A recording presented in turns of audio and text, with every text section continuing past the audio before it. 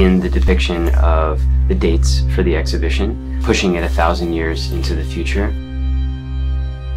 One of the big artworks that I've created specifically for the space here is a complete archaeological excavation site. Viewers see a series of workers excavating objects kind of distorted by the erosion quality of it. Cameras, a basketball, a Jordan sneaker. When they come and see this laboratory, this kind of confusion around time is further enhanced. My name is Daniel Arsham. I live in New York City, and I'm a visual artist and designer. It's the first exhibition in mainland China. The Future Relic series began shortly after this trip in Easter Island, maybe 10 years ago. Famous for its archaeology and these statues.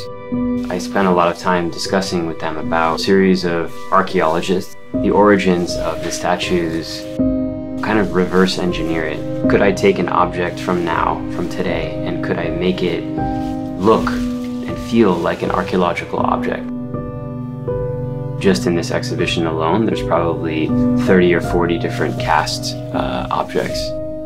In the selection of objects, I'm always looking for something that is kind of iconic. It identifies it with a particular time period.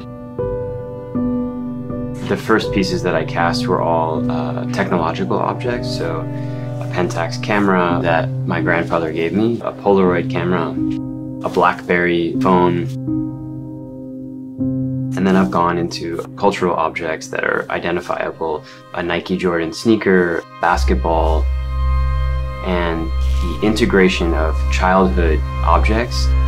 I have two small sons, so I made a number of different childhood toys cast from their plush origin into quartz crystal. When you approach them, you have this memory of childhood.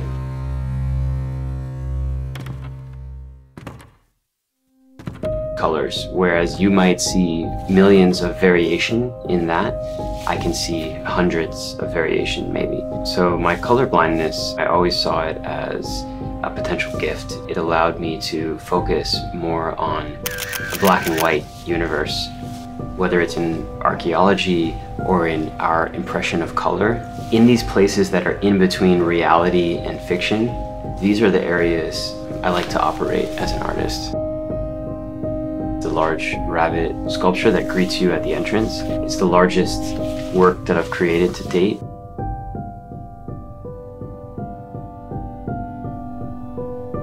After the rabbit is a series of walls that have these broken holes within them. Erosion happening into architecture. And as the breaks continue, they begin to build a shape, a human figure.